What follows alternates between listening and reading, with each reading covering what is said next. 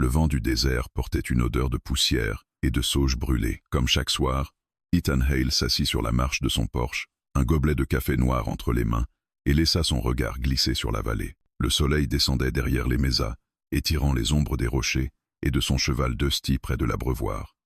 Le ranch était silencieux, seulement troublé par le cri d'un coyote au loin. Dehors, tout semblait calme. À l'intérieur de lui, ça ne l'était jamais. Un visage revenait toujours quand le ciel prenait cette couleur de braise. Des yeux d'ambre sombre, un front couvert de poussière, une boucle de cheveux noirs collée à une tempe ensanglantée. 10 ans avaient passé, mais le souvenir restait net comme une cicatrice. Il suffisait que le vent souffle dans un certain sens pour que le canyon réapparaisse, avec sa chaleur, ses pierres et ce corps étendu au sol. Ethan ferma les yeux. Le Porsche disparut. Il se revit plus jeune, penché sur l'encolure de Dusty, pressé de rejoindre la ville de Red Mesa.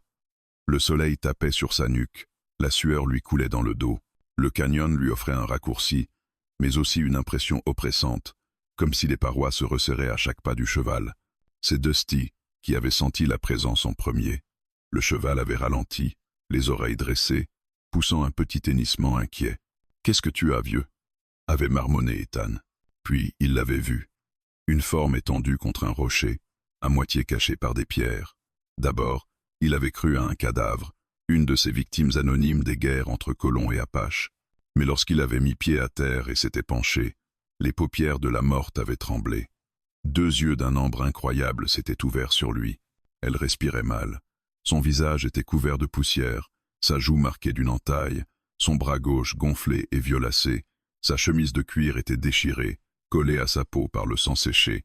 Pourtant, malgré la fièvre, elle le regardait avec une lucidité presque insolente, comme si elle refusait de se montrer faible, même au bord de la mort. « Tu n'es pas... avec eux ?» avait-elle murmuré, en anglais brisé. Ethan n'avait pas eu le temps de demander « avec qui ?» Le bruit de sabots résonna entre les parois du canyon, accompagné de rires et de voix d'hommes. Des mots claquèrent dans l'air sec. Prime, squaw, récompense. Son ventre se noua. Tout s'éclairait. On la chassait comme un animal. Il avait balayé les environs du regard. Très peu d'abris, juste un renfoncement sombre derrière quelques buissons secs. Sans réfléchir davantage, il la souleva. Elle était légère, comme vidée de sa force. Elle étouffa un gémissement quand son épaule blessée heurta sa poitrine, mais ne lutta pas. « Ne fais aucun bruit », avait-il soufflé. « Si tu veux vivre, garde le silence. » Il l'avait portée jusqu'au renfoncement, l'avait déposée derrière les buissons et recouverte de la couverture roulée qu'il gardait à sa selle. Puis il s'était plaqué contre la paroi, presque au-dessus d'elle, la main posée sur sa bouche, sentant sa respiration rapide contre sa paume. Les cavaliers passèrent à quelques mètres. Ethan se souvenait encore de leur silhouette poussiéreuse, des fusils posés en travers de la selle. L'un d'eux jura qu'il ferait payer, cette sauvage. Un autre ricana, en décrivant ce qu'il ferait d'elle s'il la trouvait avant l'armée. Les mots le dégoûtèrent au point qu'il sentit sa mâchoire se crisper. Ils finirent par s'éloigner, soulevant un nuage de poussière. Ethan attendit jusqu'à ce que le silence retombe vraiment. Ce n'est qu'alors qu'il retira sa main. La femme apache inspira profondément, mais ne cria pas, ne pleura pas. Elle le fixa simplement. « Pourquoi ?» demanda-t-elle. Il chercha une réponse. Parce qu'il haïssait les chasseurs de primes, parce qu'il ne supportait pas de voir une personne traquée comme une bête, parce qu'il avait agi avant de réfléchir. Tout cela à la fois peut être. Parce que je ne suis pas l'un d'eux, finit-il par dire. Ses traits se détendirent légèrement.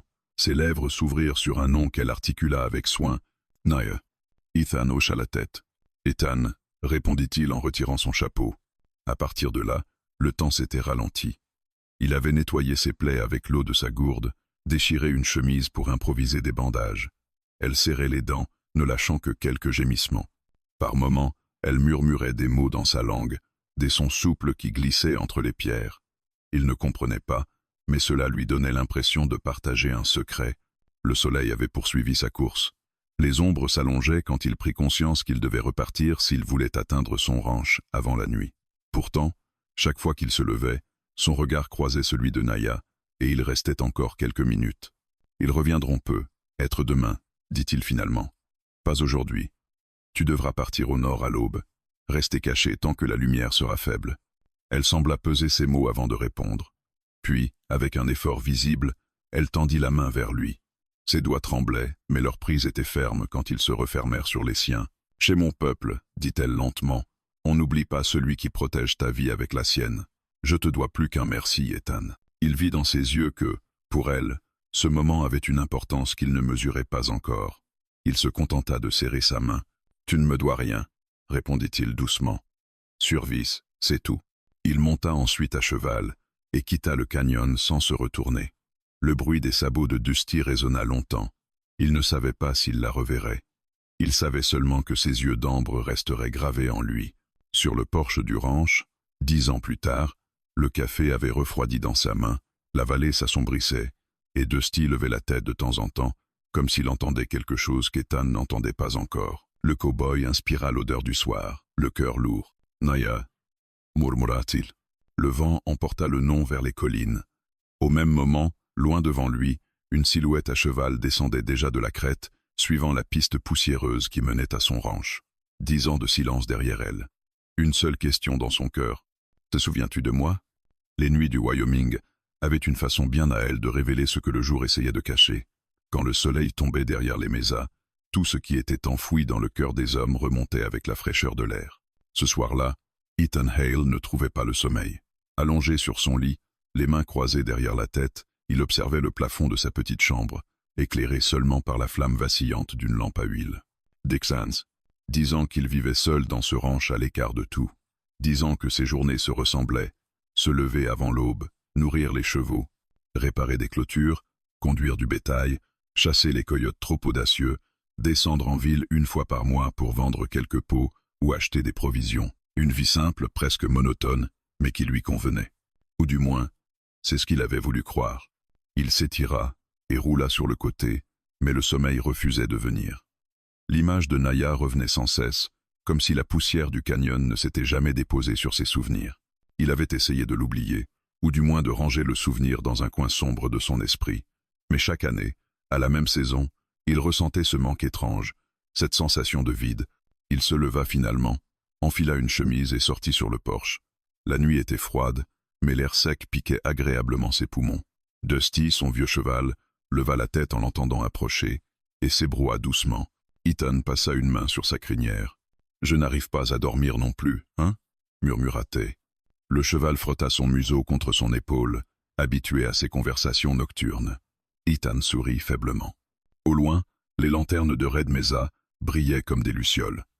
Derrière ces petites lumières se trouvait le monde auquel il n'appartenait plus vraiment. Il n'était ni un citadin, ni un cavalier errant.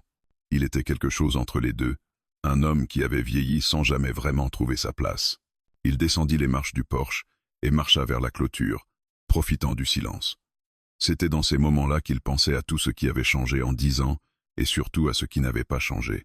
Il se souvenait du jour où il avait quitté l'armée. Il était revenu du front avec une blessure au bras et un poids sur la conscience. Il avait vu des hommes mourir, d'autres tués sans raison. Alors il avait choisi la solitude plutôt que la violence. Sauf que la violence n'avait jamais vraiment quitté le territoire. Les tensions entre colons et Apaches continuaient. On racontait des histoires de fermes brûlées, de troupeaux volés, de représailles, de fusillades. Le territoire n'appartenait ni aux uns ni aux autres. Il appartenait à la poussière, au vent, aux montagnes. Ethan avait appris à rester à l'écart de ces conflits, jusqu'à ce jour où il avait trouvé Naya. Elle avait été la seule exception, l'unique moment où il avait choisi d'intervenir dans un monde qui ne voulait pas de lui. Il ne savait toujours pas pourquoi. Peut être parce qu'il avait reconnu dans ses yeux une force qu'il n'avait plus. Peut être parce que, au fond, il avait voulu sauver quelque chose de meilleur que lui-même. Pourtant, il n'avait jamais cherché à la retrouver, par respect pour son peuple, par réalisme. Ou peut être par lâcheté. Il se retourna vers le ranch. Une lumière jaune filtrait par la fenêtre la lampe à huile qu'il avait laissée allumée. Son ombre s'étirait sur le sol, solitaire et immobile. Il repensa à ce que les voyageurs racontaient parfois, autour d'un feu ou dans un saloon. Une jeune chef Apache avait pris le pouvoir dans un grand clan du Nord. Une femme réputée pour être aussi sage que redoutable. On disait qu'elle portait les cicatrices d'une ancienne fuite, qu'elle n'avait jamais pris mari, qu'elle attendait l'homme du désert. Ethan avait toujours écarté ces récits comme des inventions romantiques. Des histoires pour impressionner les recrues, avait-il dit un soir à un voyageur. Mais au fond de lui, une part minuscule, presque honteuse, s'était demandé « Et si c'était elle ?» Il secoua la tête et s'accouda à la barrière. La nuit avançait. Une étoile filante traversa le ciel. Le vent changea de direction. Un frisson lui parcourut l'échine sans qu'il sache pourquoi. Quelque chose allait arriver. C'était une sensation sourde, profonde, comme une intuition forgée par des années à observer les signes du désert. Dusty releva brusquement la tête, oreille pointée vers l'est. Ethan fronça les sourcils. « Qu'est-ce que tu intenses, garçon ?» Les chevals gratta les sols d'un sabot, nerveux. Ethan prit une longue inspiration. L'air portait une odeur étrange, une odeur de cuir, de feu de bois, et un souffle imperceptible de fumée rituelle. Une odeur qu'il n'avait pas sentie depuis 10 ans. Son cœur manqua un battement. Il se força à rester immobile, à ne pas tirer de conclusions hâtives. Le désert était vaste, les voyageurs nombreux. Ce pouvait être n'importe qui. Ce devait être n'importe qui. Mais l'odeur se renforça. Les vents changeaient encore. Et cette fois, il entendit ce que Dusty entendait. Des sabots. Pas ceux d'un cow-boy. Pas d'un marchand. Pas d'un éclaireur. Le rythme était particulier. 3 pas, pause, 2 pas, pause, la façon traditionnelle, à page d'approcher une habitation étrangère, sans sembler menaçante. Ethan sentit la chaleur quitter son corps. Non, murmurait-il. Ses mains tremblèrent légèrement. 10 ans de silence. 10 ans d'absence. 10 ans à se convaincre que ce chapitre était derrière lui. Pourtant, au bout du chemin poussiéreux qui menait au ranch, une silhouette se détacha de l'obscurité. Puis une deuxième, puis une troisième. 3 cavaliers. Pas une motte. Pas une torche. Juste le bruit sourd des sabots dans la terre sèche. Ethan resta figé. Le vent s'éleva, portant un écho lointain, un chant apache. Le même qu'elle avait murmuré dans le canyon. Le chant d'une survivante. Le chant d'un serment. Il sentit sa gorge se serrer. Ses doigts se crispèrent sur la barrière.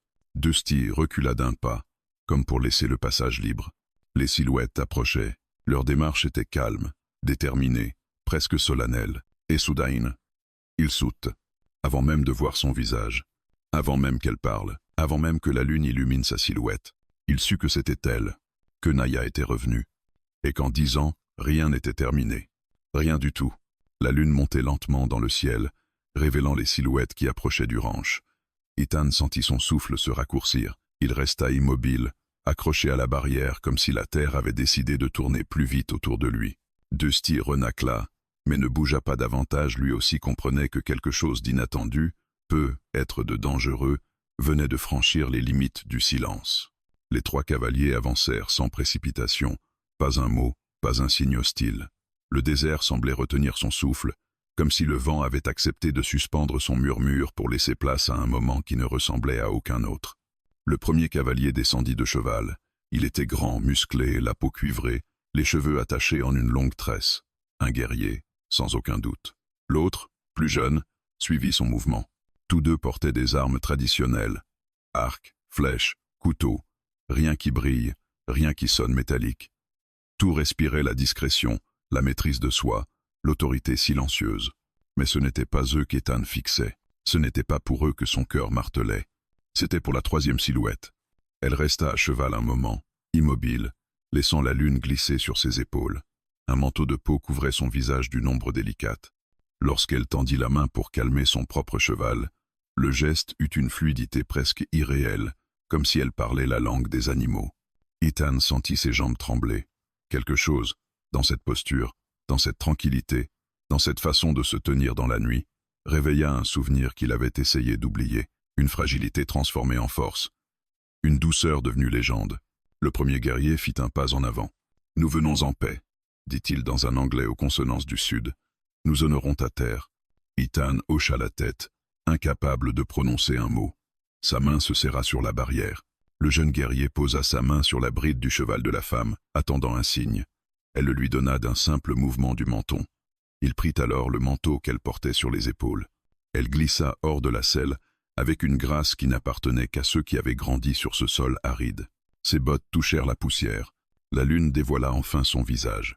Et Ethan sentit tout l'air quitter ses poumons. « Naya » souffla-t-il. Elle ôta sa capuche. Les cheveux noirs, plus longs qu'autrefois, lui tombèrent en cascade sur les épaules. Ses yeux d'ambre, identiques à ceux qu'il n'avait jamais oubliés, se posèrent sur lui. La cicatrice fine sur sa joue gauche, souvenir du canyon, soulignait la force de ses traits plutôt que leur douceur. Elle avait changé. Et pourtant, elle était exactement la même. Un sourire infime, presque imperceptible, étira ses lèvres. « Te souviens-tu de moi ?» demanda T.L. Ces mots traversèrent Ethan comme une flèche. Il voulut répondre « oui ». Il voulut dire qu'il avait passé 10 ans à essayer de l'oublier et qu'il avait échoué. Mais rien ne sortit. Naya fit un pas vers lui. Les deux guerriers restèrent en arrière, formant un arc protecteur, sans hostilité. Elle s'approcha jusqu'à ce que seule la barrière les sépare. « Tu n'as pas changé », dit-elle doucement. Toujours ce même regard, celui d'un homme qui observe avant de juger. Ethan retrouva enfin sa voix. « 10 ans, murmura-t-il. 10 ans sans un mot, sans savoir si tu étais vivante, sans savoir. » Il s'interrompit. Il ne voulait pas que sa voix tremble devant elle. Naya baissa les yeux, 1 seconde. « Je sais, et j'aurais voulu revenir plus tôt. Mais la vie ?» Elle leva la tête. Ses yeux brillaient d'une détermination qui n'était pas là autrefois. « Viens. Nous devons parler. » Elle contourna la barrière et s'approcha du porche. Ethan la suivit, encore sous le choc, comme si un fantôme réel avait traversé sa porte. Les guerriers restèrent près des chevaux, vigilants. La femme apache monta les quelques marches, s'arrêta devant la porte du ranch et posa sa main sur le bois. « Tu as vécu ici tout ce temps ?»« Oui. » « On est fils simple. » Elle hocha la tête. « Une vie tranquille. » Mais pas un cœur tranquille. Il la regarda, surpris par la précision de ses mots. Elle entra sans attendre l'invitation, non par irrespect, mais par une sorte d'évidence silencieuse, comme si cet endroit avait été pensé pour accueillir ce moment depuis 10 ans. La lampe à huile jetait une lumière douce sur la pièce. Naya regarda les murs, les objets simples, le lasso suspendu, les livres poussiéreux. « Je me souviens de ta façon de soigner mes blessures, » dit-elle. « La patience, la douceur. Tu n'étais pas un guerrier ce jour-là, mais tu avais le cœur d'un protecteur. » Ethan ferma la porte derrière lui. « Pourquoi es-tu revenu, Naya ?»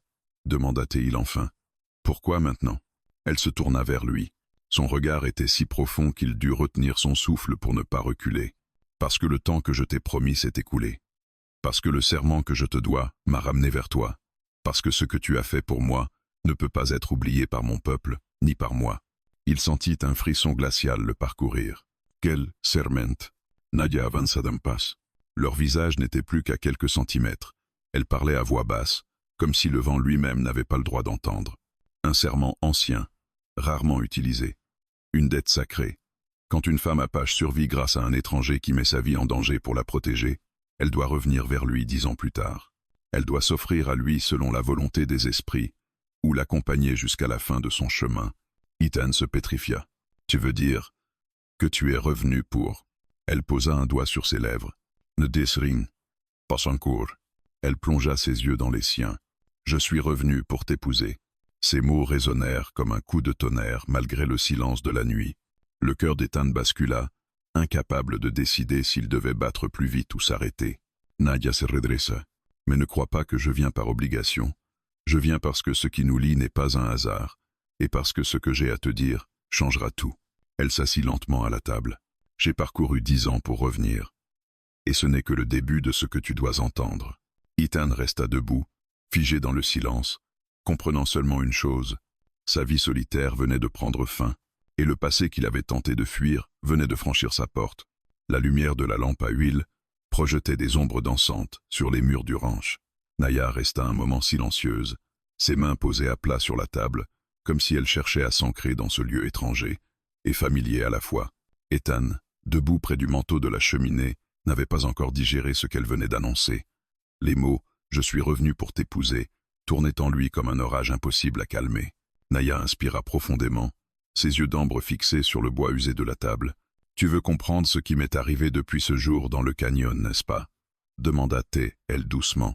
Ethan hocha la tête, incapable de formuler la moindre phrase sans sentir sa gorge se serrer. Elle leva alors le regard et commença. « Quand tu m'as laissé derrière toi, j'ai suivi ton conseil. Je suis parti vers le nord dès l'aube. Je ne savais pas si les chasseurs reviendraient ou si mes forces me porteraient jusqu'au village. Pendant 2 jours, j'ai marché avec la fièvre qui brûlait mes pensées. J'ai cru mourir plusieurs fois. J'ai cru me dissoudre dans la poussière. » Elle effleura la cicatrice sur sa joue du bout des doigts. « Mais j'avais ton regard ancré en moi. Pas celui de la peur, mais celui de quelqu'un qui me voyait comme un être humain, pas comme une proie. C'est cela qui m'a poussé en avant. Ethan se sentit rougir malgré lui. Il ne s'était jamais vu comme un héros. On t'a retrouvé? Demanda-t-il enfin. Naya hocha la tête. Une patrouille de mon village. Ils m'ont porté jusqu'à la hutte de ma mère. J'étais presque morte. Pendant des semaines, je suis restée inconsciente. On dit même que mon esprit avait déjà rejoint les ancêtres, mais j'ai ouvert les yeux au moment où la lune était pleine. Elle esquissa un sourire amer. Les anciens y ont vu un signe. Une survivante marquée par l'étranger, une femme qui avait échappé à la mort 2 fois. Ethan fronça les sourcils. Pourquoi? 2 fois. Parce qu'en revenant, j'ai ramené avec moi la preuve que les chasseurs de primes s'étaient aventurés sur nos terres. Ils avaient tué 2 de nos sentinelles. Si je n'étais pas revenu pour en témoigner, le clan aurait été accusé d'avoir disparu sans honneur. Ma parole a sauvé mon peuple de représailles militaires. Ethan sentit un nœud se former dans sa poitrine. Ce jour-là, il avait pensé n'aider qu'une femme. Il avait en réalité sauvé un village entier. Naya poursuivit. Après mon rétablissement, j'ai appris à combattre. Pas par vengeance, par nécessité. Les tensions montaient entre les clans voisins et les colons. Mon père, il était chef, un homme respecté. Il m'a formé lui-même. Sa voix trembla légèrement. Mais 2 ans plus tard, il a été tué dans une embuscade. Le conseil a refusé de nommer un nouveau chef immédiatement. Les anciens voulaient un leader capable d'unifier les guerriers et de comprendre l'ennemi, pas seulement de combattre. Elle posa sa main sur son cœur. Ils m'ont choisi. Ethan écarquilla les yeux. Toi, à cet âge, j'avais 10 à 9 ans. C'était jeune, trop jeune. Beaucoup ont protesté. J'ai dû affronter les doutes, les peurs, les traditions. Mais j'ai mené 3 victoires décisives contre des pillards qui terrorisaient les familles du désert. J'ai négocié la paix entre 2 clans qui se déchiraient depuis 20 ans. Elle redressa la tête. Et j'ai juré que plus jamais mon peuple ne serait chassé comme je l'avais été. Un long silence suivit. La flamme de la lampe vacilla, illuminant ses traits de femme aguerris par les années. Ethan la contemplait comme s'il découvrait une étrangère, ou plutôt une version d'elle qu'il n'avait jamais imaginée. « Tu es devenue une légende », murmura-t-il. Naya eut un sourire triste. Une légende n'apporte pas la paix. Une légende doit se battre pour être crue, puis se battre encore pour survivre à ceux qui rêvent de la renverser. Elle s'assit plus confortablement, croisant les bras. Pourtant, malgré tout cela, un souvenir ne m'a jamais quitté. Celui d'un homme sans lien avec moi, sans obligation, qui a choisi de me sauver. Elle plongea son regard dans celui d'Ethan. Les anciens ont appelé cela un signe spirituel, un lien entre nos chemins. Ils ont dit que mon destin avait été changé par un étranger, et selon une très ancienne tradition, ignorée par beaucoup mais respectée par les miens, une femme sauvée par un étranger doit revenir vers lui 10 ans plus tard, pour l'épouser ou mourir à ses côtés si le destin l'y pousse. Ethan fronça les sourcils. Les Apaches imposent un tel serment? Elle secoua la tête. Non, ce n'est pas imposé. C'est une dette sacrée, choisie par les esprits, pas par les hommes. Elle ne se déclenche que quand la survie de la femme dépend entièrement de l'acte d'un étranger. C'est rare, très rare. Certains disent que c'est un moyen d'unir 2 mondes, d'autres disent que c'est le prix d'avoir échappé à la mort. Elle inspira profondément. Pendant 10 ans, je me suis préparé à cet instant, à ce retour, à l'idée de te revoir. Ethan sentit son cœur battre plus vite. Pourquoi avoir attendu jusqu'à cette nuit? Naya le fixa longuement, comme si elle décidait enfin de dire ce qu'elle n'avait confié à personne. Parce que ces 10 ans étaient le délai exact, inscrit dans le serment. Pas un jour de plus, pas un jour de moins. Et ce matin, elle marqua une pause. Ce matin, un homme est venu à mon village. Un homme portant le même tatouage que les chasseurs de primes qui m'avaient poursuivi autrefois. Il posait des questions. Sur moi, sur mon passé. Ethan sentit la tension lui remonter le long de la colonne. Il stekerchent. Encore. Oui, dit-elle. Et si je ne m'étais pas mise en route aujourd'hui, il serait arrivé ici avant moi. Elle se redressa, son regard se durcissant. Je ne suis pas revenu seulement pour honorer un serment, Ethan. Je suis revenu parce que le danger me suit. Et parce que si je dois mener le dernier combat de ce cycle, je veux le mener auprès de l'homme qui m'a donné une seconde vie. Ethan resta muet. Le vent se leva dehors, sifflant contre les volets comme un avertissement. Alors, dit-il enfin, tu veux dire que tu es ici pour me protéger? Naya hocha la tête. Pour te protéger, pour t'honorer, pour accomplir ce que les esprits ont tracé, et pour affronter avec toi ce qui vient. Elle s'approcha lentement de lui, posant une main légère sur son torse. Ethan Hale. Sa voix se fit presque un murmure. Ce que je suis devenu, je te le dois. Et ce que je dois affronter, je ne le ferai pas sans toi. Ethan sentit son monde s'effondrer et se reconstruire en un seul souffle. La femme qu'il avait sauvée était devenue chef, guerrière, symbole, légende. Et elle venait de lui offrir plus qu'un serment, un destin partagé. Le silence du ranch devint presque lourd après la révélation de Naya. Ethan sentait son cœur battre dans ses tempes, comme si chaque mot qu'elle avait dit venait percuter une barrière intérieure qu'il n'avait jamais su franchir. Tout cela, la dette sacrée, le retour après 10 ans, la menace qui la suivait semblait trop vaste pour entrer dans la petite maison de bois où il avait vécu seul depuis tant d'années. Naya se tenait devant lui, immobile, la main encore posée sur son torse. Sa paume était chaude, ferme, ancrée dans une assurance qu'elle avait forgée au fil des batailles et des pertes. Ethan, lui, sentait ses certitudes vaciller comme la flamme de la lampe à huile. Il recula légèrement, incapable de soutenir ce contact trop intime. Un serment, souffla-t-il. Un mariage. Naya, je ne comprends pas comment je pourrais accepter une chose pareille. Tu es chef, tu as un peuple, des responsabilités, et moi, je ne suis qu'un cow-boy perdu au milieu de nulle part. Naya ne bougea pas. Elle resta droite, les bras le long du corps, mais son regard se fit plus intense. Tu crois que la valeur d'un homme dépend de la quantité de terre qu'il possède ou du nombre de voix qu'il dirige, dit-elle calmement. Chez les miens, un homme qui choisit de sauver une vie sans rien demander en retour vaut plus qu'un chef qui lève une armée. Ethan détourna les yeux. Tu me surestimes. Tu ne me connaissais même pas. Je te connais mieux que tu ne le crois. La réponse était douce, mais elle le frappa comme une flèche dans la poitrine. Naya s'avança et prit une chaise qu'elle tira vers la table. Elle s'assit, mais son regard ne le quitta pas un seul instant. Assieds-toi, Ethan. Laisse-moi t'expliquer ce que tu dois savoir. Ce serment n'est pas une chaîne, ce n'est pas une prison. C'est une voie, un choix sacré, partagé par 2 destins. Il resta debout un moment, hésitant. Puis il finit par tirer lentement une chaise et s'asseoir en face d'elle. Naya inspira profondément. Le serment de gratitude, ce que vous appelez peu, être un vœu de vie, est aussi ancien que nos montagnes. Il ne s'impose pas à l'homme qui a sauvé. Il s'impose seulement à la femme dont la vie a été préservée. C'est elle qui doit revenir, elle qui doit offrir protection, soutien ou union. Elle qui doit rendre, d'une manière ou d'une autre, ce don qui lui a été fait. Ethan fronça les sourcils. Mais je ne veux rien en retour. Je ne t'ai pas aidé pour une récompense. Je n'ai jamais voulu que tu me doives quoi que ce soit. Naya inclina doucement la tête. Je le sais. Mais le sable ne t'a pas choisi pour que tu reçoives. Il t'a choisi pour que tu sois lié. Pas par la dette, par le destin. Ethan eut un rire nerveux. Le destin. Je suis un homme de chevaux et de poussière, Naya. Pas un prophète. Elle sourit légèrement, un sourire qui portait autant de tendresse que de patience. Et pourtant, tu es devenu l'ombre d'un souvenir qui ne m'a jamais quitté. Chaque fois que j'ai pris une décision difficile, j'ai pensé à toi, à l'homme qui m'avait vu comme une égale, à celui qui avait choisi de me protéger, alors que tu ne me devais rien. Il tressaillit. Ses mains se crispèrent sur le bord de la table. Tu ne sais pas qui je suis. Tu n'as pas vu mes erreurs. Tu n'as pas vu les choses que j'ai dû faire avant de quitter l'armée.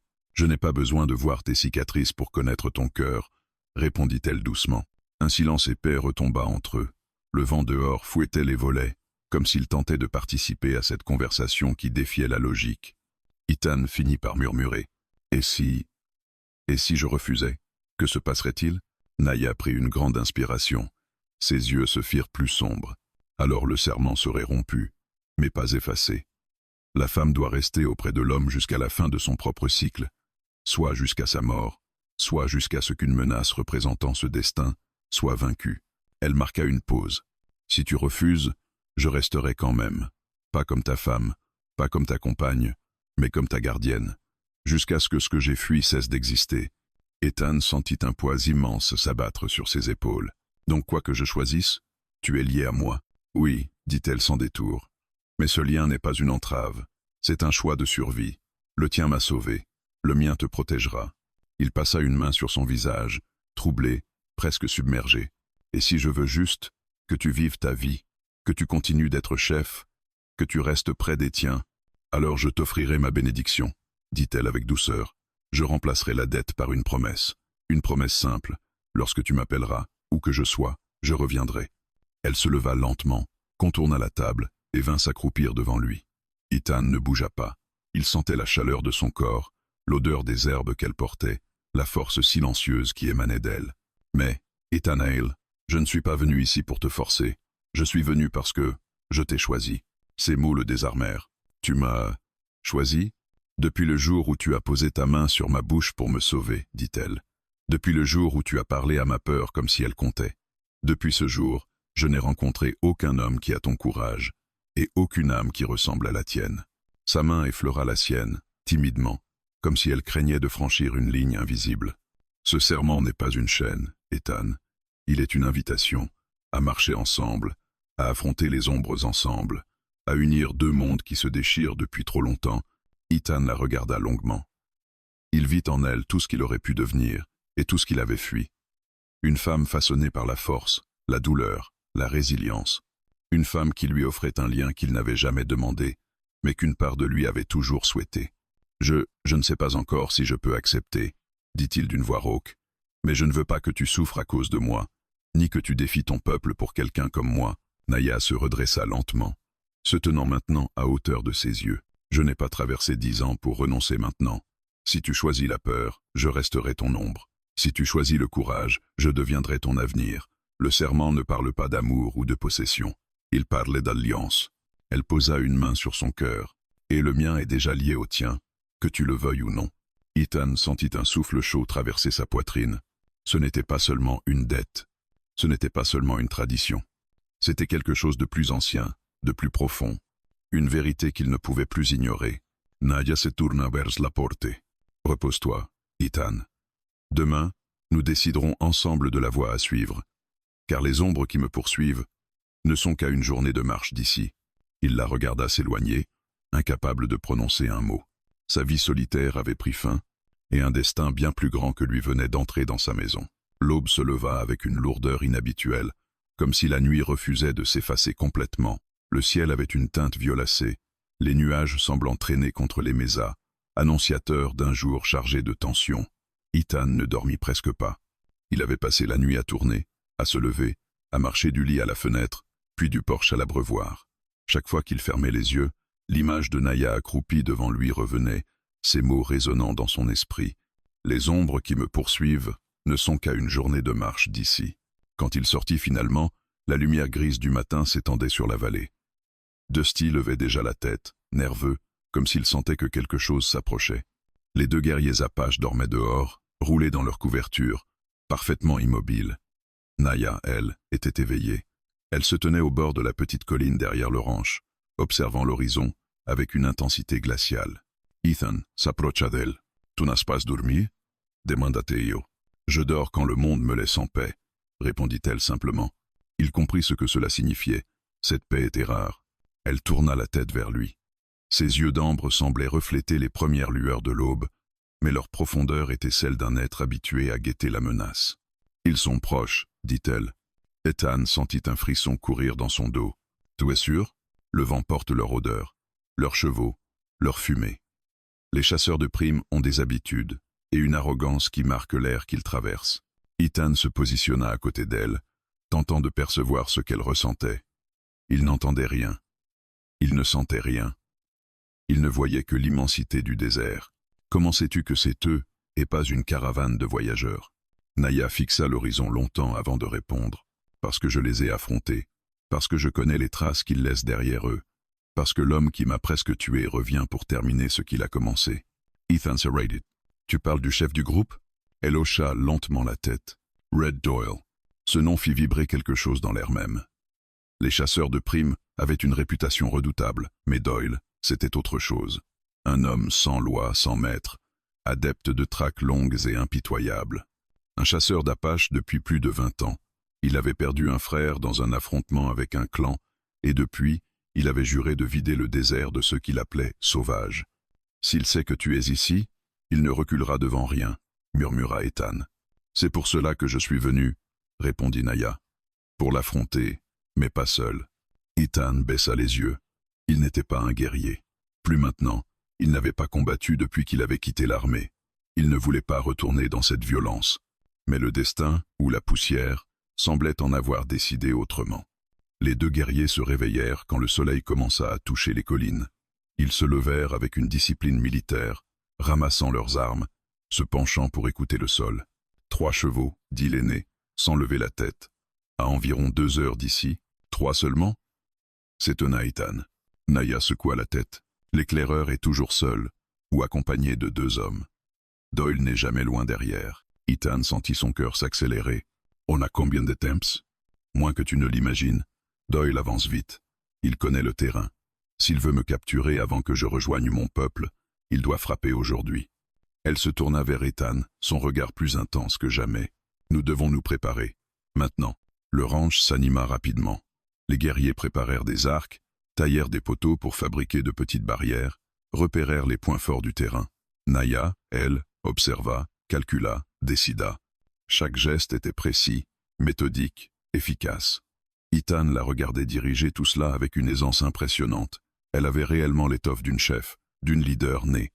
Ethan, appela-t-elle soudain. Il s'approcha. Elle lui tendit un fusil. Il hésita.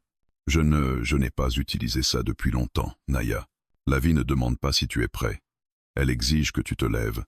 Le regard qu'elle lui lança n'était ni dur ni accusateur. Il était sincère, confiant. Tu as combattu autrefois, dit-elle, et tu n'as pas oublié comment protéger quelqu'un. Je l'ai vu dans le canyon. Je crois en toi. Quelque chose en lui céda. Ce n'était ni de la fierté, ni de l'ego. C'était un vieux fragment de courage qu'il pensait mort. Il prit le fusil. D'accord, dit-elle. Elle hocha la tête. Ce soir, Ethan Hale, nous défendrons cette terre ensemble. Comme nous aurions dû le faire il y a 10 ans. Le soleil était déjà haut quand le premier coup de vent annonça la venue des chasseurs. Dusty releva brusquement la tête, hennissant avec force. Les oiseaux du désert s'envolèrent d'un coup, comme dispersés par une présence invisible. Ils arrivent, dit l'un des guerriers. Ethan se posta près de la grange, derrière un chariot renversé. Naya se plaça à découvert, une main posée sur la poignée de son couteau. Les 2 guerriers prirent de la hauteur, se cachant derrière des rochers sur la crête. Un silence assourdissant tomba. Puis, les sabots, un rythme lent, mesuré, provocateur. 3 cavaliers émergèrent enfin d'un nuage de poussière. L'éclaireur était un homme à la barbe rousse, avec un fusil posé de travers sur son épaule. À ses côtés, 2 hommes plus jeunes, mais tout aussi menaçants. « Joli petit ranch !» cria l'un d'eux. Mais il manque quelque chose. Peut être un scalp de squaw pour décorer la porte? Ethan sentit son sang bouillir. Naya, elle, resta parfaitement immobile. L'éclaireur avançait d'un pas sûr, convaincu que personne n'oserait tirer. Je cherche une femme apache, lança-t-il. Une avec une cicatrice ici. Il effleura sa propre joue. On dit qu'elle vaut cher, celle-là, et qu'un idiot de cow-boy la cache chez lui. Ethan serra les dents. Naya fit un pas en avant. Elle retira calmement sa cape. Les chasseurs figèrent. La femme qu'ils traquaient se tenait devant eux, droite, fière, sans peur. « Tu me cherches ?» dit-elle d'une voix calme. « Me voici. » Le silence qui suivit était plus dangereux que n'importe quelle arme. Puis l'éclaireur sourit. « Eh ben, Doyle va être content. » Naya inclina légèrement la tête. « Doyle n'arrivera pas assez vite. » L'éclaireur éclata de rire. « Alors quoi? Vous allez nous arrêter? 3 misérables. » Une flèche vola soudain, rapide comme un éclair, se plantant dans le sol entre les sabots de son cheval. Les 2 guerriers apaches étaient invisibles dans les rochers, mais leur menace ne l'était pas. Ethan prit une longue inspiration. « Partez, dit-il. Maintenant, et personne ne vous fera de mal. » L'éclaireur recula légèrement, surpris de le voir armé. « Vous êtes fou, murmura-t-il. Doyle va réduire cet endroit en cendres. » Naya répondit simplement. « Peut être, mais pas avant que nous ayons réduit vos espoirs en poussière. » Elle leva la main. Les guerriers se préparèrent. Ethan aussi. La guerre venait de commencer. Lorsque le premier tir retentit, ce fut comme si le désert entier retenait sa respiration. L'éclaireur n'avait pas attendu que Naya parle davantage. Il avait levé son fusil avec un réflexe brutal, mais Ethan avait déjà anticipé le geste. Avant même que l'homme n'appuie sur la gâchette, un coup de feu partit du chariot renversé. La balle d'Ethan heurta le sol juste devant le cheval de l'éclaireur, le faisant se cabrer violemment. « Tireuse !» hurla l'homme. Le chaos éclata. Les 2 jeunes chasseurs dégainèrent leurs armes, mais une pluie de flèches jaillit de la colline. Les guerriers apaches étaient rapides, précis, d'une efficacité presque irréelle. En quelques secondes, les chasseurs comprirent qu'ils étaient surpassés, mais la surprise ne fit que les rendre plus féroces. L'un d'eux tira sur la fenêtre du ranch. Les éclats de bois volèrent. Ethan jura et se replia derrière le chariot. Son cœur battait à tout rompre, mais son instinct militaire repris des années plus tôt revenait, brutal, ancré dans la mémoire musculaire. Naya, elle, ne bougeait pas comme une chef. Elle bougeait comme une guerrière. Elle s'élança vers la droite, plongeant derrière un rocher, puis revint sur ses pieds en un mouvement fluide. Le soleil refléta un éclat métallique. Elle sortait son couteau, une lame courbe au motif traditionnel. « Couvre-moi. » Lance-te, elle. Ethan hocha la tête sans réfléchir. Il tira une balle qui ricochetait sur le fusil d'un des chasseurs, forçant celui-ci à se pencher. Le deuxième hésita, erreur fatale. Une flèche se planta dans la partie molle entre son épaule et son cou. Il tomba à terre dans un cri. L'éclaireur, lui, tenta de fuir pour rejoindre la crête. « Non !» cria Naya. Elle s'élança derrière lui. Le canyon n'était qu'à quelques minutes de course. C'était là que se jouait tout, un espace étroit, des murs de pierre qui pouvaient devenir pièges ou protection. Le sol était irrégulier, et l'air vibrait sous les cris des corbeaux réveillés par le tumulte. Ethan suivit Naya, le souffle court. Il n'avait pas couru ainsi depuis des années. Chaque pas faisait vibrer dans son corps les blessures anciennes, mais l'adrénaline était plus forte. Il savait que l'éclaireur rejoindrait Doyle s'il s'échappait. Et Doyle n'était pas un homme qu'on pouvait affronter à la légère. Naya entra dans le canyon la première. Ses pas étaient silencieux. Elle connaissait cet endroit et il la reconnaissait aussi. Ethan sentit un pincement étrange. Ici, 10 ans plus tôt, il l'avait trouvée à moitié morte. Le passé revenait, non comme un souvenir, mais comme un cycle. « Il est là », murmura Naya en pointant un renfoncement de rocher. L'éclaireur était accroupi, chargeant son arme. Ethan leva son fusil. Naya leva sa main. « Non, cet homme n'est pas pour une balle. » Elle avança lentement, son couteau à la main. « Source, dit-elle, maintenant. » L'éclaireur releva la tête. Ses yeux étaient fous, emplis d'une terreur instinctive. « Doyle va venir, » cracha-t-il. « Vous êtes déjà mort. Toi, surtout toi. Il a juré de prendre ta tête. Squaw. » Naya ne réagit pas. Elle avançait toujours. Ethan la suivit, arme prête. « Doyle ne viendra pas si tu ne lui rapportes rien, » dit-elle calmement. « Et tu ne rapporteras rien. Pas aujourd'hui. » L'éclaireur serra son arme. Naya bondit. Un geste fulgurant. Une attaque maîtrisée. Elle frappa son poignet, faisant tomber le revolver, puis le fit heurter la paroi du canyon. L'écho résonna. Il tenta de se relever. Elle l'attrapa par le col. « Regarde-moi, » ordonna-t-elle. Il obéit malgré lui. « Va-t'en. Dis à Doyle que je marche encore. Dis-lui que je ne me cache plus. Dis-lui que c'est lui qui fuit. Depuis 10 ans. » Elle le jeta au sol. Ethan, surpris, abaissa son fusil. « Tu vas le laisser partir ?» Naya hocha la tête. « Je ne tue pas un homme qui porte la peur comme un enfant porte son ombre. Et Doyle doit savoir que je n'ai pas peur de lui. S'il vient, ce ne sera pas pour capturer. Ce sera pour mourir. » Les mots résonnèrent comme une lame froide. L'éclaireur se releva et s'enfuit, trébuchant, laissant derrière lui poussière, sueur et le début d'une guerre inévitable. Naya resta immobile. Ethan la regardait, stupéfait. « Tu aurais pu l'achever. »« Je ne suis pas un bourreau, » répondit-elle. Elle essuya son couteau sur sa manche. « Mais sache-le, Ethan. Doyle ne reculera pas. Pas cette fois. Il m'a cherché pendant 10 ans. Maintenant qu'il sait où je suis, il viendra. Et il apportera avec lui ses démons, ses hommes, sa haine. » Ethan sentit son cœur se serrer. « Alors, il faudra les combattre. » Ensemble, Naya tourna la tête vers lui. Un souffle d'émotion passa dans ses yeux, un souffle qui n'était pas de la peur. « Tu acceptes donc ce destin partagé ?» demanda-t-elle. Ethan hésita. Son pouls battait fort. Ses pensées se bousculaient. Sa vie solitaire, son passé militaire, le futur qu'elle lui proposait, la menace qui s'approchait. Puis, il respira profondément. « Je ne sais pas encore si j'accepte le serment, mais je sais ceci. Si Doyle te cherche, il devra passer sur mon corps. » Naya ferma un instant les yeux. « Ce n'est pas ton corps que je veux, c'est ton courage. » Elle posa une main sur sa joue. Son geste était d'une douceur inattendue. « Et aujourd'hui, tu viens de me prouver que tu en as encore plus que je ne pensais. » Sur le chemin du retour, l'air était lourd de tension. Ethan savait que quelque chose avait changé entre eux. Le canyon n'était plus seulement un lieu de mémoire. C'était désormais un champ de bataille, un symbole, un serment forgé dans la poussière. Lorsqu'ils atteignirent le ranch, les 2 guerriers les attendaient, alertes. L'éclaireur est parti, dit Naya. Doyle saura bientôt que nous sommes ici. L'aîné hocha la tête. Alors il viendra, avant la tombée de la nuit. Ethan sentit un frisson glacé lui parcourir la colonne. Que devons-nous faire? Naya répondit sans hésitation. Nous préparer. Le prochain combat ne sera pas une fuite, ce sera une fin. Elle se tourna vers Ethan, son manteau flottant légèrement dans le vent chaud, et cette fin décidera de notre avenir. Ethan comprit alors que le combat à venir n'était pas seulement pour sauver une vie, c'était pour unir deux mondes ou les voir se déchirer pour de bon. La chaleur de l'après-midi écrasait le ranch. L'air était lourd, immobile, presque étouffant. On aurait dit que le désert lui-même retenait son souffle avant la tempête qui s'annonçait. Doyle n'était pas encore arrivé, mais chaque minute qui passait rapprochait la menace, distillant une tension sourde dans chaque recoin de la vallée. Ethan vérifiait une dernière fois les munitions, les clôtures, les points d'observation. Ses gestes étaient mécaniques, précis, mais son esprit était ailleurs. Depuis le combat dans le canyon, quelque chose avait changé.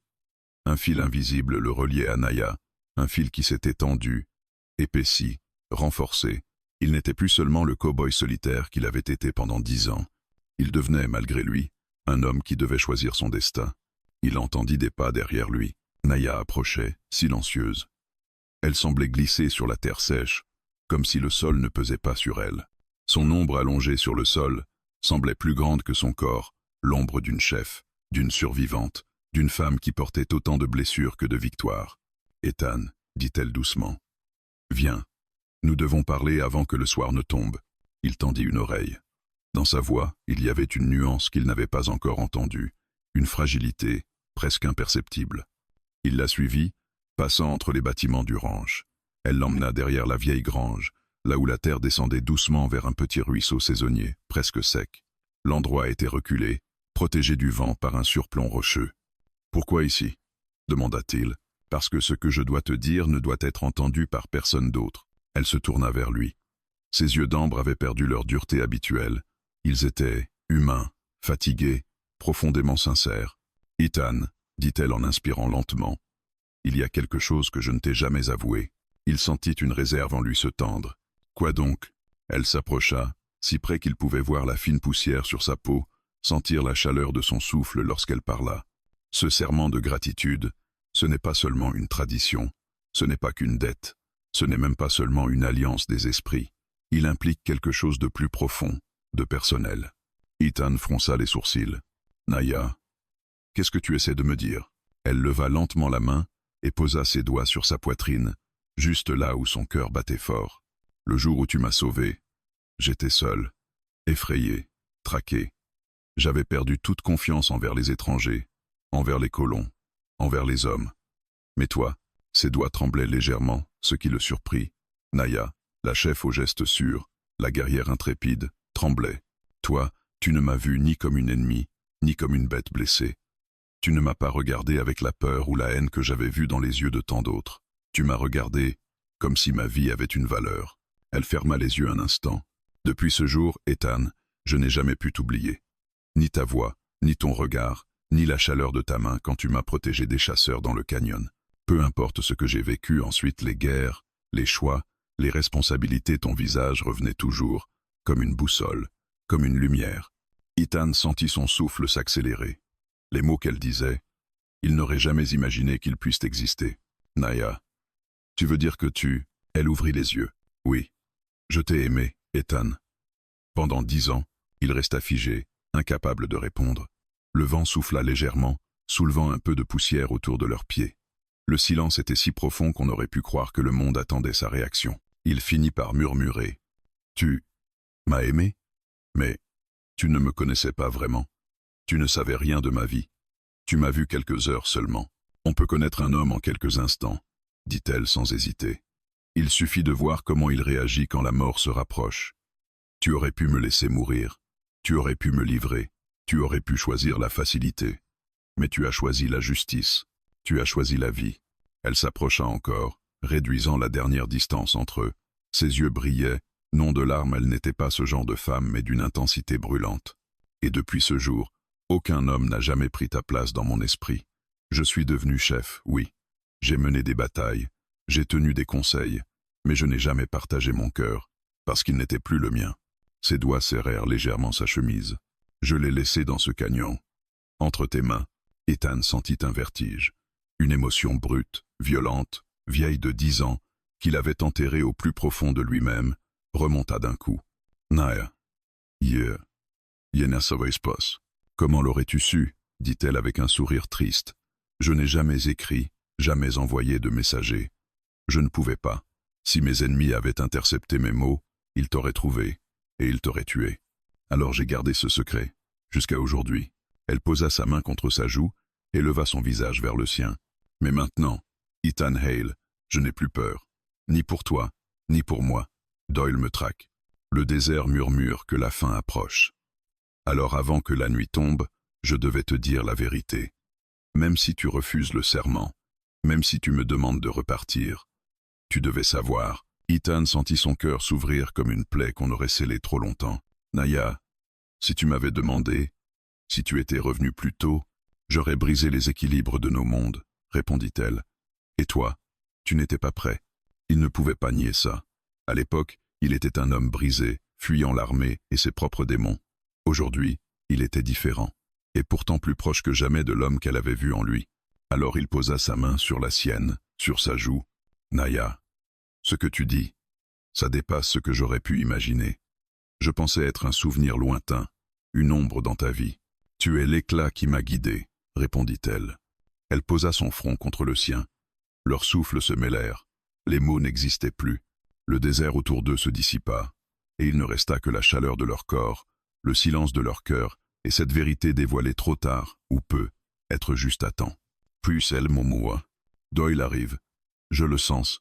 Elle recula d'un pas, reprenant son masque de chef, redevenant la guerrière, déterminée, impitoyable. Et maintenant, avec tout ce que tu sais, tu dois choisir. Seras-tu seulement mon allié, mon ami, ma protection, ou seras-tu, elle posa sa main sur sa poitrine, celui que j'attendais depuis 10 ans? Ethan la contempla longtemps. Le soleil touchait les rochers, le vent se levait, et la guerre approchait. Il prit enfin la parole. Naya, ce soir, quoi qu'il arrive, je serai à tes côtés. Jusqu'au bout, elle ferma les yeux, soulagée. Alors ce soir, Doyle tombera, et un nouveau destin commencera. Le vent emporta leur souffle, et la lumière du jour s'éteignit.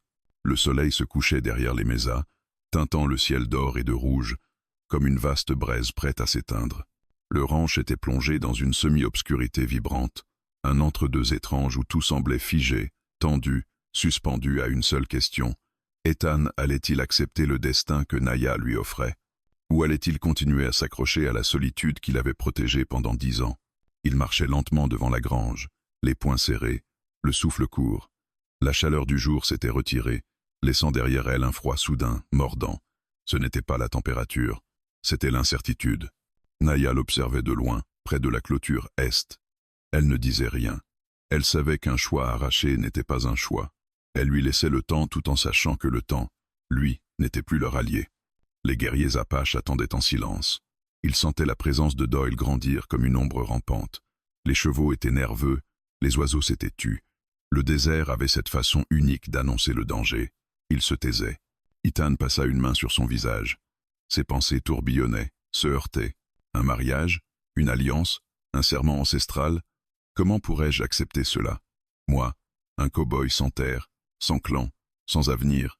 Mais chaque fois qu'il tentait de s'éloigner mentalement d'elle, le souvenir du canyon revenait. Naya blessée, tremblante, ses yeux d'ambre qu'il avait fixés avec une intensité qu'il n'avait jamais oubliée. Et maintenant, elle revenait dans sa vie, avec des mots lourds, avec une vérité profonde, avec un amour qui avait traversé 10 ans. Il s'appuya contre la porte de la grange, ferma les yeux, et laissa le vent du désert glisser contre sa peau. « Tu ne peux pas continuer comme ça », dit une voix douce derrière lui. Il ouvrit les yeux. Naya se tenait à quelques pas. Elle ne souriait pas. Elle ne semblait pas non plus triste. Elle était simplement vraie. « Je sais que ce n'est pas simple, Ethan. Je ne te demande pas de m'épouser parce que je suis la fille d'un chef, ni parce qu'un ancien serment nous lie. Je te le demande parce que mon cœur t'a choisi il y a longtemps, et que maintenant, je veux que ton cœur décide par lui-même. » Elle avança lentement, presque hésitante, une rare fragilité chez elle. « Je connais ta solitude, je la respecte, Je sais ce qu'elle t'a permis de reconstruire, mais Doyle ne te laissera pas taper. Et moi, je ne laisserai pas Doyle t'atteindre. Il détourna le regard. Tu ne mérites pas un homme comme moi, Naya. Elle haussa un sourcil. Et quel homme serais-tu, exactement? Il hésita. Ses mots sortirent brisés. Un homme qui a fui l'armée parce qu'il ne supportait plus de tuer. Un homme qui n'a rien bâti, rien laissé derrière lui. Un homme qui survit mais ne vit pas vraiment. Et toi, tu es une chef. Une femme forte, une flamme. Moi, je ne suis qu'une ombre. Naya secoua la tête. Tu es l'ombre qui a protégé ma lumière, Ethan. Et aujourd'hui, ta lumière m'éclaire davantage que tu ne l'imagines. Elle posa doucement sa main sur son cœur. Je n'ai pas besoin que tu sois un héros, ni un guerrier, ni un chef. J'ai besoin de toi, tel que tu es. Il sentit une chaleur envahir sa poitrine, une chaleur mêlée de peur, de désir, de respect. Mais, et ton peuple? Demanda-t-il d'une voix faible. Mon peuple respectera mon choix. Et si nous devons unir deux mondes pour survivre, alors ce sera notre destin. Mais je ne suis pas revenu pour commander, je suis revenu pour partager. Elle rapprocha encore son visage du sien. Patar ma vie, patar mes luttes, patar mon avenir. Ethan respira plus vite. Son hésitation semblait se dissoudre peu à peu, comme du sable entre ses doigts. Et si je t'accepte? Que se passe-t-il? Murmura-t-il. Naya ne répondit pas tout de suite. Elle glissa sa main dans la sienne. Alors nous serons alliés, partenaires. Et, si les esprits le permettent, mari et femme. Pas selon la loi des colons, ni selon celle de mon peuple, selon la nôtre. Une union née dans le canyon, scellée dans le désert. Elle déposa un baiser léger sur sa main. Et si tu refuses, je resterai à tes côtés jusqu'à ce que Doyle tombe. Mais mon cœur restera en suspens, comme un oiseau en cage qui attend qu'on lui ouvre la porte. Ethan la regarda longuement. Ses yeux d'ambre reflétaient le coucher du soleil. Il n'y avait ni manipulation, ni pression, ni menace. Seulement une vérité simple. Une vérité qu'il avait refusé de voir pendant 10 ans. Il inspira profondément, comme si l'air lui manquait depuis trop longtemps. Puis il dit, « Naya, pendant 10 ans, je t'ai gardé dans un coin de mon esprit. Pas comme un amour, mais comme un regret. Comme quelque chose que j'avais manqué, quelque chose que je n'ai jamais su expliquer. » Elle retint son souffle. « Et maintenant je comprends. Tu n'étais pas un souvenir. Tu étais un début que j'ai fui. » Il fit un pas vers elle. « Je ne sais pas où ce destin nous mène. Je ne sais pas si je serai un bon compagnon, un bon mari, un bon allié. Mais je sais une chose. » Il posa une main sur sa joue. « Je ne veux plus vivre sans toi, ni dans la peur de te perdre, ni dans la solitude qui m'a vidé pendant tant d'années. » Il retint sa respiration une seconde, puis lâcha enfin ce qu'il portait en lui depuis le canyon. « Oui, Naya, je t'accepte. J'accepte le serment. J'accepte notre destin. J'accepte, toi. » Le visage de Naya se transforma. Elle ne sourit pas. Elle rayonna. Une chaleur immense traversa ses traits, un mélange d'émotion, de soulagement, de fierté. Elle posa son front contre les siennes. Alors que les esprits nous entendent, que la terre soit témoin, nous marchons ensemble désormais. Ils restèrent ainsi, unis par un silence plus puissant que n'importe quelle parole. Mais soudain, un grondement, lointain mais parfaitement reconnaissable, fendit l'air. Des sabots, beaucoup de sabots. Le sol vibrait. Naya ouvrit brusquement les yeux. Il est là. La voix d'un guerrier résonna depuis la colline. Doyle arrive. Ethan serra la main de Naya. Alors nous nous battrons ensemble. Elle hocha la tête. Ensemble, jusqu'à la fin.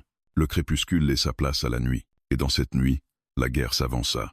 La nuit tomba comme un rideau de velours noir, étouffant la dernière lueur du soleil derrière les mésas. Le ranch n'était plus qu'un îlot de bois et de poussière dans un océan d'ombre. Mais dans cet océan, une vague s'avançait. Une vague de sabots, de métal, de haine. Doyle, Ethan et Naya se tenaient côte à côte devant la grange, leurs silhouettes se découpant dans la lumière faible de 2 lanternes.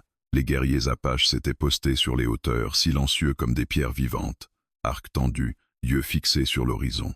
Le vent portait l'odeur du danger, la poussière, la sueur et la violence.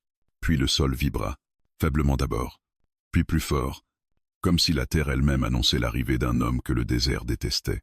Une ligne de cavaliers émergea de l'obscurité. Pas 3, ni 5, ni 8, 15. Tous armés, tous prêts. Et à leur tête, Doyle. On disait qu'il avait les yeux d'un serpent. Ce n'était pas vrai. Ses yeux n'avaient rien d'animal. Ils étaient humains. Oui, mais humains comme l'est un homme qui a choisi d'effacer toute trace d'humanité. Deux puits noirs, sans fond, où rien ne brillait, pas même la peur. Il s'avança au trot, lentement, savourant chaque seconde. Eh bien, voilà donc le fameux Ethan Hale, gronda-t-il en ricanant. L'homme qui se prend pour un héros depuis 10 ans. Ethan leva son fusil, mais Naya posa une main sur son bras. Passencore, murmura-t-elle. Doyle éclata de rire. Et toi, tu dois être Naya, la petite squaw qui a échappé à mes hommes, la légende du désert. Il cracha au sol. Enfin, ils ont dit « légende ». Moi je vois juste une femme qui aurait dû mourir depuis longtemps. Naya fit un pas vers l'avant. Sa voix ne trembla pas. Doyle, tu as traqué mon peuple. Tu as tué des innocents. Tu as torturé des femmes, vendu des enfants. Et tu as tenté de me capturer comme un animal. Elle inspira profondément. Ce soir, cela s'arrête. Doyle sourit, dévoilant une rangée de dents jaunies. Ce soir? Non, ma belle. Ce soir, c'est toi que je prends. Et je prendrai aussi ce ranch et ce cow-boy romantique qui ose se mettre entre moi et mon butin. Ethan sentit une rage froide monter en lui. Tu ne toucheras pas à Naya. Pas tant que je respire. Doyle plissa les yeux. Alors je commencerai par toi. Il fit un signe de tête. 3 de ses hommes dégainèrent leurs armes. Maintenant, cria Naya. 3 flèches descendirent de la colline comme des éclairs. Les chasseurs tombèrent avant même de comprendre. La bataille éclata. Les cavaliers chargèrent. Le ranch devint un tourbillon de sabots, de tirs, de cris. Ethan tira, rechargé, tira encore. La poudre brûlait ses mains. La fumée brouillait sa vue. Il entendait le souffle de Dusty, les chocs de métal, les cris de douleur. Naya se battait comme une tempête incarnée. Elle glissait entre les chevaux, frappait, esquivait. Son couteau brillait dans la nuit. Elle atteignit un cavalier d'un mouvement brusque et précis. Il s'effondra. Un autre tenta de l'attraper. Elle sauta sur le côté, roula au sol et planta sa lame dans sa gorge. « Ethan » cria-t-elle soudain. Il se tourna juste à temps. Un homme bondissait sur lui. Ethan leva son fusil, mais il était trop tard pour tirer. Il usa alors du fusil comme d'une arme de mêlée. Le choc résonna, l'homme tomba. Ethan l'acheva d'un coup sec. La bataille durait, féroce, éclatante, presque irréelle. Puis tout s'arrêta brusquement, comme si le désert avait décidé d'imposer le silence. Doyle se dressait au milieu des corps, seul. Son cheval renâclait. Il tenait un fusil à canon long pointé vers Naya. « Ne bouge pas, dit-il. » Ethan se figea. Les guerriers apaches n'osaient plus tirer. La lame du vent elle-même semblait suspendue. Un pas de plus, cow-boy. Et je lui explose le cœur. Naya respirait fort, mais ses yeux ne montraient aucune peur. « Tu n'oseras pas, dit-elle calmement. Tu veux me capturer vivante, pas morte. Doyle grimacha. Tu avais raison. Mais maintenant, j'en ai assez joué. Un cadavre, ça se vend aussi. Certains collectionneurs aiment les trophées. » Ethan sentit son âme se déchirer. « Arrête, je t'en supplie. »« Ah, tu supplies déjà. J'adore ça. » Doyle arma son arme. Tout sembla ralentir. Ethan comprit. Il comprit ce que le serment signifiait. Il comprit ce que Naya avait voulu dire. Il comprit qu'il n'y avait pas 2 chemins, mais un seul. Alors il cria. « Naya !» Elle tourna la tête un fragment d'une seconde. Ethan bondit. Le coup partit. La balle frappa Ethan en pleine poitrine. La détonation résonna dans le canyon comme un hurlement. « Ethan !» hurla Naya, le monde s'effondrant autour d'elle. Ethan tomba au sol, les yeux ouverts, le souffle coupé. Doyle se prépara à achever Naya, mais il ne vit pas l'ombre qui se glissait derrière lui. Le guerrier apache le plus jeune s'était approché en silence. Il lança son tomahawk avec une précision incroyable. La lame se planta dans le dos de Doyle. Le chasseur hurla, tomba de son cheval, tenta de se relever. Naya se précipita vers lui. Elle se planta devant lui, couteau en main. Doyle cracha du sang. « Tu crois avoir gagné ?»« Non, dit-elle. Je sais ce que tu as perdu. » Elle planta sa lame. Doyle s'écroula. La poussière se posa sur son corps. La menace avait pris fin. Mais la bataille n'était pas ce qui comptait. Le vrai combat était étendu au sol, le souffle court. Naya se précipita vers Ethan. Elle tomba à genoux, prit son visage entre ses mains. Sa voix tremblait pour la première fois. « Ethan, Ethan, ouvre les yeux. Je t'en prie. » Il toussa. Une fine traînée de sang glissa à la commissure de ses lèvres. « Naya, je t'avais promis d'être à tes côtés. » Elle les posa son front contre les siennes. Ne parle pas, ne me laisse pas. Tu n'as pas le droit de partir maintenant, pas après 10 ans. Il tenta de sourire. Je partirai, seulement si tu ne veux plus de moi. Elle éclata presque en sanglots, mais se retint. Je te veux, depuis 10 ans, depuis toujours. Un silence. Puis elle cria aux guerriers. De l'eau, des bandes, vite. L'un d'eux accourut. Mais Ethan attrapa doucement la main de Naya. Je vais vivre, souffla-t-elle. Si tu restes. Naya ferma les yeux. Je resterai toujours. Le temps passa. La blessure d'Ethan n'était pas mortelle. La balle n'avait touché que de la chair. Grâce aux soins Apache, il guérit lentement. Naya resta près de lui nuit et jour. Quand il put enfin se lever, le soleil se levait aussi sur une nouvelle vie. Les guerriers, en cercle, formèrent l'espace sacré. Naya prit la main d'Ethan. Aujourd'hui, dit-elle, nous unissons 2 chemins, 2 mondes, 2 cœurs. Ethan serra sa main. Aujourd'hui, je marche avec toi. Le vent se leva, les montagnes résonnèrent, et sous la lumière dorée de l'aube, Ethan Hale et Naya, chef Apache, unirent leur destin. 2 mondes autrefois ennemis devinrent un, unis par un serment ancien, unis par un amour né dans la poussière, unis pour la vie.